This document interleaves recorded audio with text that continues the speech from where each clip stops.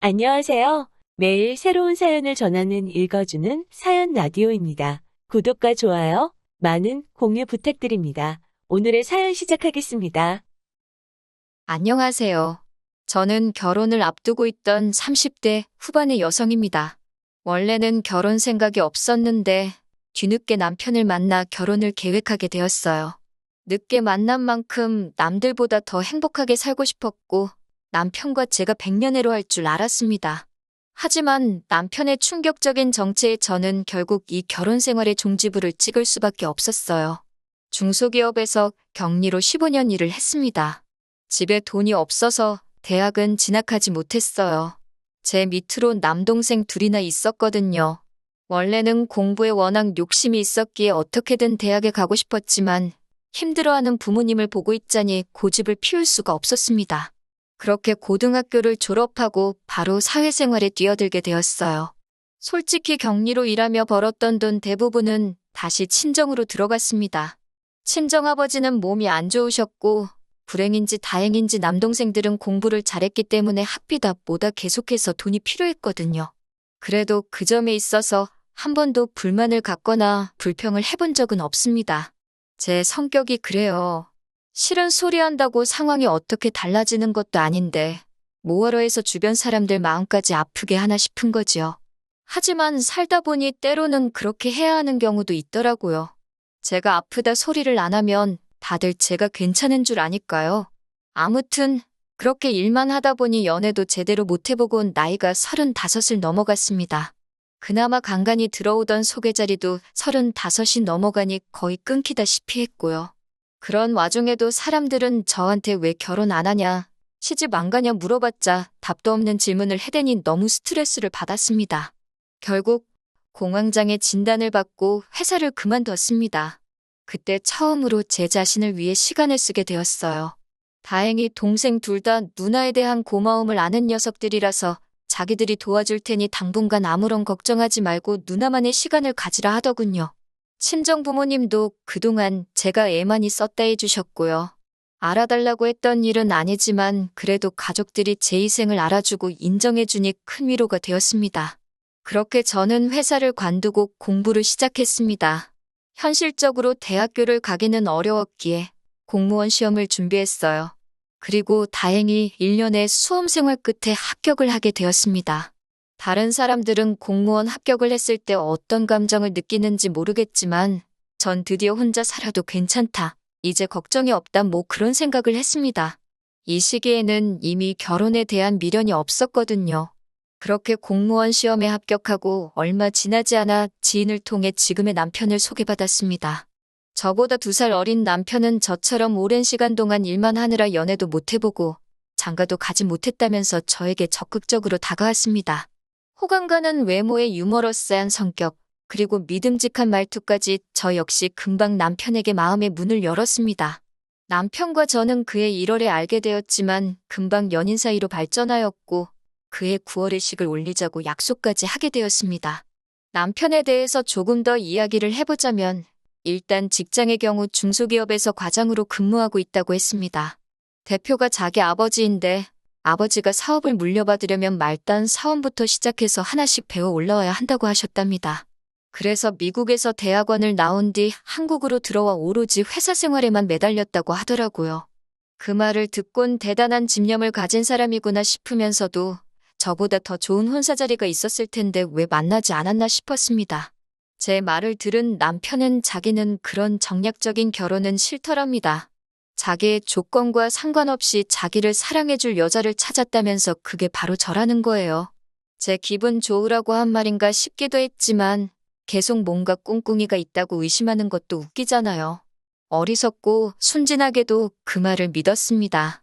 하지만 만나면 만날수록 남편의 말에는 묘하게 맞지 않는 부분들이 있었습니다. 저 역시 직장 생활을 오래 했기 때문에 사내 문화라던가 업무 처리 방식 등에 대해서는 익숙한 편이잖아요. 그런데 남편은 주인과 대리 중 무엇이 먼저인지도 헷갈려하길 여러 차례였어요. 직장인으로서 호칭, 직함은 기본 중에 기본인데 말이지요. 자기 말로는 과장 자리에 너무 오랫동안 있어서 그렇다고 하는데 말단부터 시작했다는 사람이 과장 자리에 오래 있었다는 것도 뭔가 납득이 안 되었고요. 회사 내 용어에 대해서도 모르는 것 투성이었어요. 처음에는 단순히 실수였겠지라고 생각했지만 그런 일이 짧은 기간 동안 몇 번이고 반복되니 저로서는 정말 직장 생활을 하는 게 맞나 싶었고 결국 남편에게 당신이 일하는 회사에 가보고 싶다고 물어보게 되었습니다. 남편은 갑작스러운 제 제안에 좀 놀란 눈치였지만 그러자고 하더군요. 간 김에 자기 아버지한테 인사도 드리자면서요. 며칠 뒤 남편 회사에 찾아갔습니다. 도착하면 전화하라더니 전화를 아무리 해도 받지를 않더라고요. 결국 직원으로 보이는 사람에게 남편 이름을 말하며 여기서 일한다고 들었는데 오늘 안 나왔냐고 물었어요. 그러자 여기서 일하는 건 맞지만 출근 여부는 말해줄 수 없다며 직접 연락해보라고 하더라고요. 연락은 닿지 않지. 아무도 말은 안 해주지. 속상했지만 말해줄 수 없다는 직원의 말도 일리가 있었기 때문에 집으로 돌아가 남편으로부터 연락이 올 때까지 기다렸습니다. 그리고 늦은 밤이 되어서야 연락이 왔어요. 교통사고가 나는 바람에 병원에 있었다고 하더라고요. 너무 놀란 제가 당장이라도 찾아가겠다고 했지만 걱정시키고 싶지 않다면서 며칠 뒤에 만나자고 하더라고요. 아픈 사람한테 제 고집을 밀어붙일 수는 없는 노릇이었으니 기다릴 수밖에 없었습니다. 그리고 적어도 남편이 그 회사에서 근무를 한다는 사실은 확인이 되었으니 그것만으로도 다행이다 싶었지요. 조금씩 남편에 대한 믿음이 다시 회복되어 가고 있었습니다. 둘이 9월에 결혼하자고 약속은 한 상태였기에 6월에 양가어른을 모시고 상견례를 진행했어요. 원래는 좀 더 일찍 하려고 했었는데 시부모님께서 여행을 다녀오신다고 하여 좀 늦어지게 되었지요. 여행 중 제가 생각나서 샀다며 시어머니께서 귀걸이 한 쌍을 주셨습니다. 그 정도로 다정한 분이셨어요. 시아버지 또한 저에게 혼수며 예단이며 바라는 것은 없으니 몸만 오면 된다고 말씀해 주셨고요. 저희 부모님은 딸이 결혼도 못하고 평생 혼자 살까봐 걱정이 크셨는데 뒤늦게나마 좋은 집에 시집가게 되었다고 무척 기뻐하셨습니다.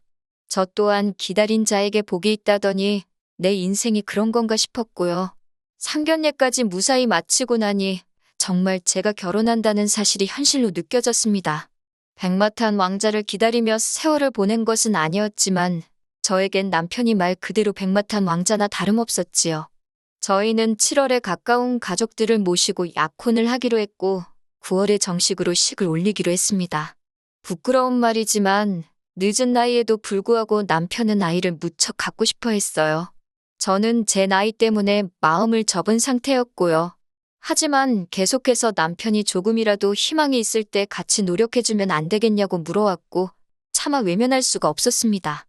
저도 애시당초 아이가 싫어서라기보다는 제 나이 때문에 조심스러웠던 거니까요. 그러다 상견례까지 마치고 청첩장까지 찍어낸 이후로는 남편의 말에 따르기로 결정을 내렸습니다.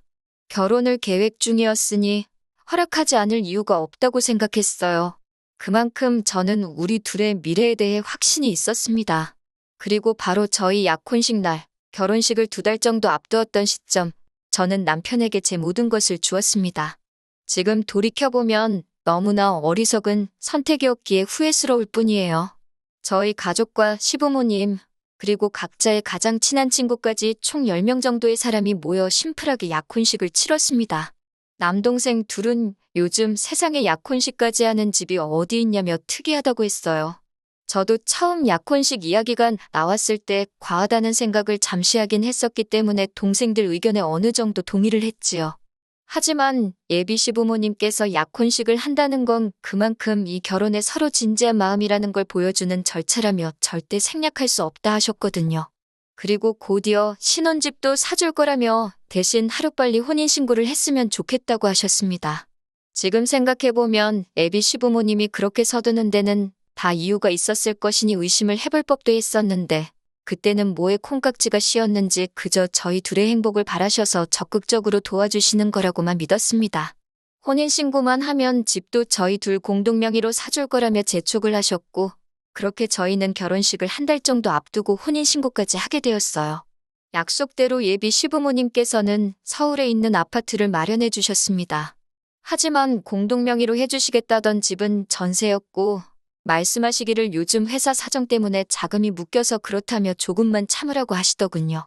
갑자기 달라진 말씀에 저도 사람인지라 조금 실망스럽기는 했지만 가족이니 그 정도는 이해해야 한다고 생각했어요. 언젠가 남편이 회사를 물려받으면 이 정도의 일은 얼마든지 또 있을 수 있는 거라는 생각도 들었으니까요. 그리고 얼마 지나지 않아 남편이 집에 아이를 한 명 데리고 왔습니다. 사촌 누나의 아들인데 사촌 누나가 요즘 경제적으로 힘들어서 그렇다며 우리가 한 두 달만 데리고 있자고 하더라고요. 아이는 8살이었는데 사촌 누나의 아이라서 그런지 남편과도 무척 닮은 느낌이었어요. 문제는 저도 남편도 출근을 해야 했기 때문에 집에 아이를 봐줄 사람이 없었지요. 남편은 이참에 저에게 일을 그만두는 게 어떻겠냐고 물었어요. 어차피 자기가 회사를 물려받으면 사모님 소릴나 들으면서 살면 되는데 뭐하러 고생을 하냐면서요. 하지만 남들이 어떻게 생각하든 저에겐 지금 제 직업이 처음으로 제가 원해서 선택한 길이었기 때문에 쉽게 놓을 수 없었지요. 그래서 그때 처음으로 남편과 시부모님의 말에 싫다고 했습니다. 시아버지는 저에게 실망이라고 하셨고 시어머니도 마음에 들어하지 않으시는 눈치였지만요. 그런 이유로 남편이 낮에는 시어머니께서 아이를 봐주시고 저녁에는 저희가 데려와서 보고 그렇게 되었습니다. 시어머니는 말끝마다 저에게 그렇게 해서 아이랑 정이 들겠냐며 혀를 차셨지만 전 솔직히 왜 이 아이랑 제가 정이 들어야 한다는 건지 납득이 되질 않았어요. 그러다 결혼식을 이틀 앞두고 그 이유를 알게 되었어요. 그날은 제가 평소처럼 출근을 했다 급격히 컨디션이 나빠져서 일찍 집에 오게 되었습니다. 옆자리에 있던 다른 직원이 저에게 혹시 임신한 거 아니냐며 일단 집에 가서 쉬라고 그러더라고요. 저도 그 무렵 제 몸 상태가 의심 가는 바가 있었기에 설마 싶어서 불이 나게 집에 오게 되었고요. 집에 다 와갈 때쯤엔 정신이 하나도 없어서 약국에 들리는 것도 깜빡하는 바람에 테스트기를 못 사왔습니다. 일단은 좀 누워서 쉬자 생각하고 안방에 누워 있었어요. 얼마나 누워 있었을까? 현관문 열리는 소리가 나더라고요. 그리고는 곧 남편과 사촌 신우의 애 목소리가 들렸습니다. 그런데 애가 남편에게 아빠라고 부르는 거예요. 처음엔 당연히 제가 아파서 헛걸 들었다 생각했어요. 그런데 애가 계속 아빠 아빠하고 부르니까 남편이 아빠라고 부르면 안 된다니까 집에서는 삼촌이라고 불러야지 이러는 거예요. 순간 등골에 소름이 쫙 끼치더라고요. 아빠라니 이게 무슨 소리인가 싶었어요. 제가 방문을 열고 나가 남편에게 물었습니다.